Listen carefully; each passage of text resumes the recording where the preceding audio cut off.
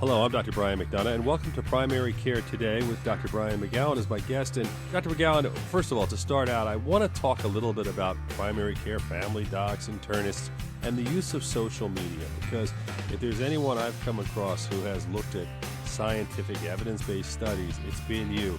What is your assessment now about how physicians are using social media in its present form?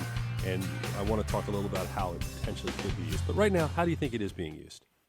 Sure, Brian, and thanks for having me.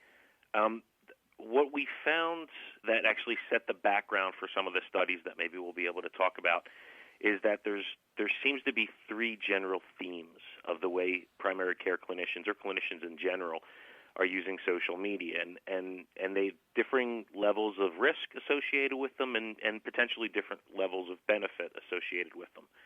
The first one is, and maybe it's the most natural way to use social media, considering the clinician-patient interaction, and that's that idea of clinicians using it specifically to treat, right? So that critical relationship between the clinician and the patient, and they're engaging in that relationship from afar using social media. That's largely considered to be the riskiest of the potential versions of use, and in the United States at least, it's probably the least prominent, though there are some really interesting examples that we can discuss. The second case would be that of using social media to teach, and more of an extension of patient education. So a physician that has a blog or is engaging in either a Facebook or Twitter account and is reaching out to the patient community, either locally or nationally, and getting in front of news stories as they break, maybe an anti-vaccine story, maybe something new about breast cancer screening. So a broadening of the patient education model using social media. And the third, and what we actually ended up studying, my co-authors and I, was that clinicians, primary care docs in particular, are using it as a form of learning. So a way of sharing medical information, medical knowledge as part of their professional development. Now, that third bucket's not always a formal bucket, clearly. So continuing credit and those type of formal activities, that hasn't emerged within the social media sphere yet.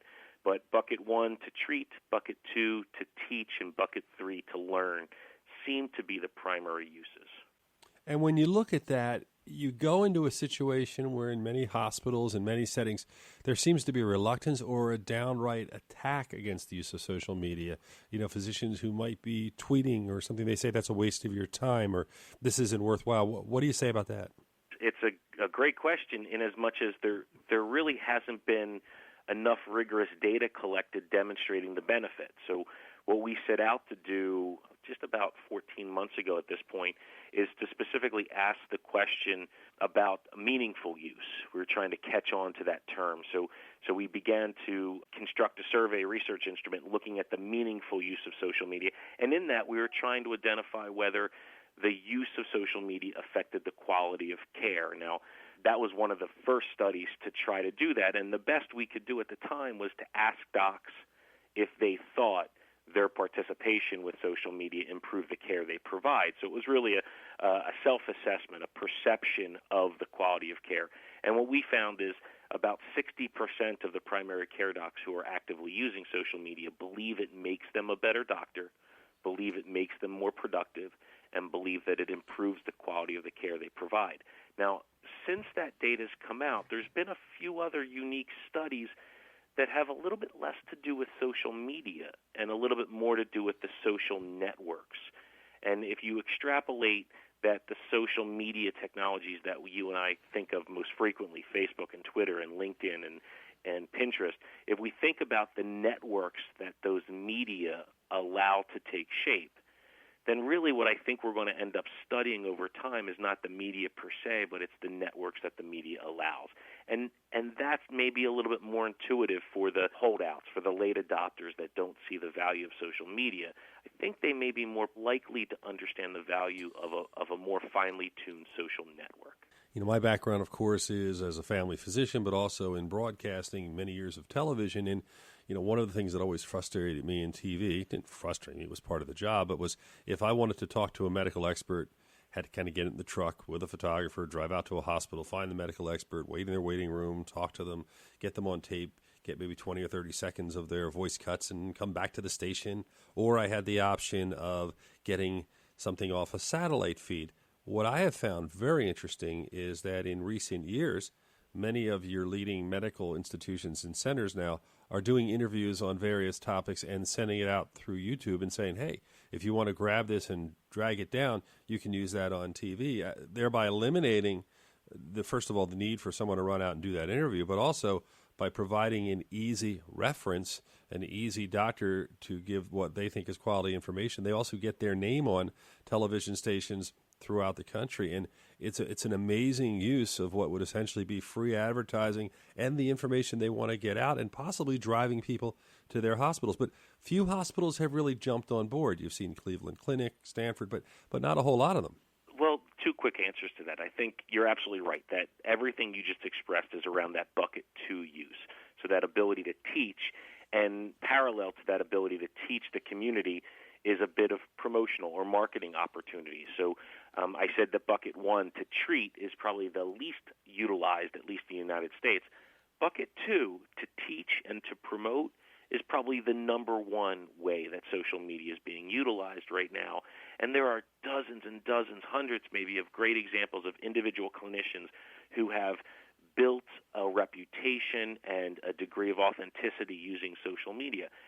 As far as the hospitals go, you're right in that there are fewer examples of really, really well orchestrated or well engineered social media leveraging within the hospitals. But by the latest account, and this is accessible through the Mayo Center for Social Media website, where they've actually extended the list of hospitals that have social media footprints, and the hospitals can go in and update these profiles.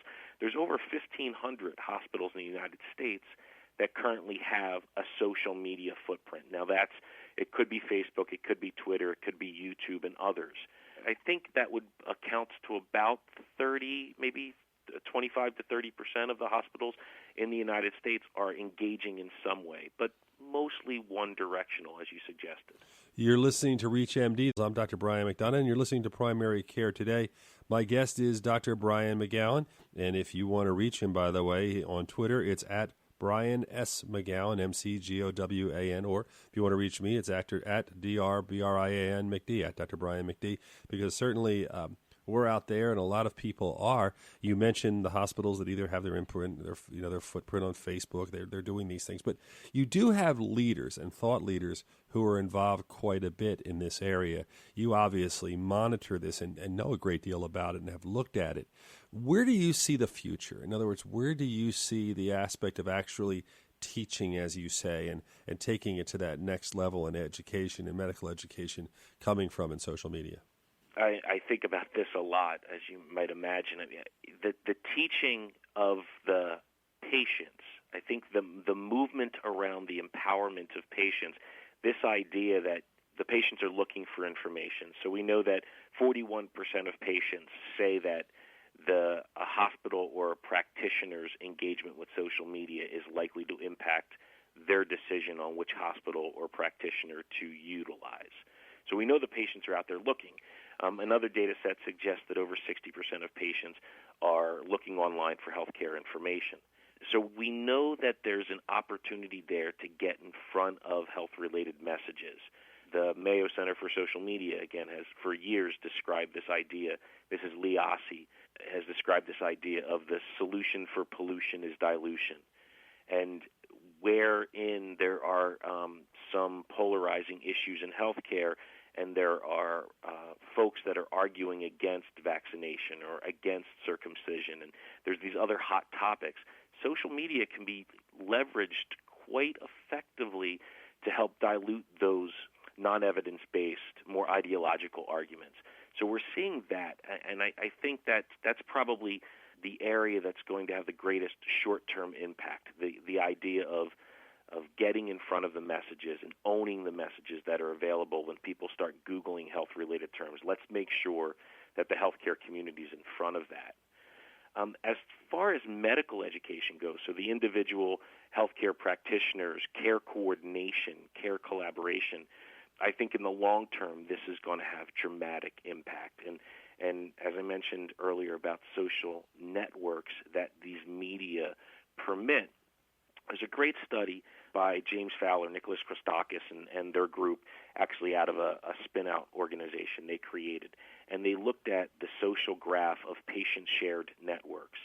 And what they found is based on the structure of that patient-shared or the shared patient network, so these were 100 clinicians that were sharing a common group of patients, the structure of the network could impact healthcare quality and healthcare cost numbers by 18 to 20%. So depending on how well organized the structure was, the number of nodes and connections, so we're getting into a little bit of social network science, but we know that the structure of those social graphs had an 18% reduction on length of stay, 18% reduction on healthcare costs, and a near 20% increase in overall healthcare quality. It's fascinating data. And I think that's where we're going to end up. I think the media will be less important, and the networks or the social graphs will become much more important in the quality of healthcare. Well, I think in many cases, just in the general news, many of us are now turning to Twitter or social networks to find things. We find them very fast or go to them very rapidly. And when you talk about marketing, I was on a long drive, well, actually a couple-hour drive, and the Oscars were on, and I was just curious who was winning, and I was in a passenger seat, and so I just started following Twitter. Well, I still saw what was trending, and before you know it, I'm getting the updates, but different people were advertising various products and shooting things in there as well, because they knew they had a set audience of people who were following that. Well, I think that says a few things. One is that traditional social media networks, Facebook, Twitter, LinkedIn, YouTube, it is quite difficult to control information flowing through that. That's both the beauty and the limitation of those. So what you might be referring to is maybe you're using the hashtag Oscars, right? So as you're connecting to that and you're scrolling through and you're able to connect to tens of millions of individuals around the world that are all live tweeting the Oscars, there are organizations that quite logically would want to use that hashtag and get their message out. And we see that. We see that with healthcare conferences. The AAP meeting a few weeks ago, the American Academy of Pediatrics, they had a hashtag set up for their meeting, and throughout the course of their meeting, there were some, I brought this up earlier, about circumcision antagonists that were spamming that hashtag over the course of the meeting. So here you are, you have 10 or 15,000 pediatric and pediatric healthcare providers all looking to use that as a form of learning, but since they don't control the Twitter stream and they don't control that hashtag, they were making themselves open to those types of controversial messaging. And that's part of the problem with the general media. You kind of get what you pay for. So if you're using the free services, then you lose control. And that clearly has ramifications in broader healthcare. I'm Dr. Brian McDonough. My guest is Dr. Brian McGowan. We have less than a minute, and I do want to at least hit what are some of the areas, some of the ways there are controls and controlled areas where you can use social media as a physician right now. Well, I think the idea of treating a patient over the general networks, Facebook, LinkedIn, Pinterest, is not logical given the risk environment that we are in. So making sure that there's a disclosure as part of your Facebook or LinkedIn accounts, and as clearly as possible when engaged by patients, whether they're yours or whether they're someone just asking a question, the advice always needs to be that you don't treat directly or you don't answer direct patient care.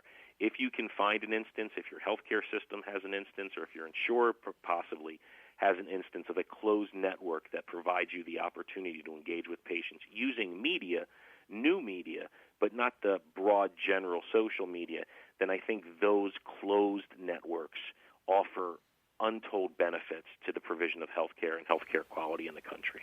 Dr. Brian McGowan, I want to thank you for joining us. It went way too fast, but I appreciate your time and some of the tips you had, and hopefully down the road we'll have you again join us on Primary Care Today. Thank you very much, Brian.